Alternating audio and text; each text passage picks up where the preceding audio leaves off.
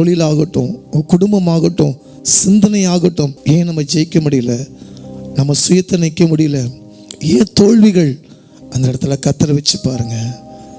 திருமண காரியமாகட்டும், வேலை காரியாகட்டும், சொந்த தொழிலாகட்டும், ஏன் நஷ்டம் அன்னு சொன்னது, திராணிக்கு மேல உனக்கு சோதிக்கப்பட மாட்டார். அது திராணி என்ன பார்த்தீங்கன்னா, ஒரு பிரச்சனை வந்தாலும் அதை சமாளிக்கக்கூடிய கிருபையை தேவன் கொடுப்பார். சோதனையை சகிக்க மனுஷன் பாக்கியவான். ஒரு சோதனை வந்தால் ஒரு சாதனை வரும், ஒரு தோல்வி வந்தால் தான் ஜெயம் எடுக்க முடியும். அப்போ உங்கள் வாழ்க்கையில் உங்கள் போராட்டத்துக்கு ஜெயம் பெற ஒரே ஒரு வழி, நீங்கள் வாரம் 2 முறை ஒருவேளை காலை மட்டும் உபவாசம் பண்ணி ஜெபம் பண்ணும்போது மீகாவேல் தூதன் தேவனிடத்திலிருந்து அந்த வார்த்தையை பெற்றுக்கொள்ளும்படியாக உங்களுக்கு துணை அனுப்பார்.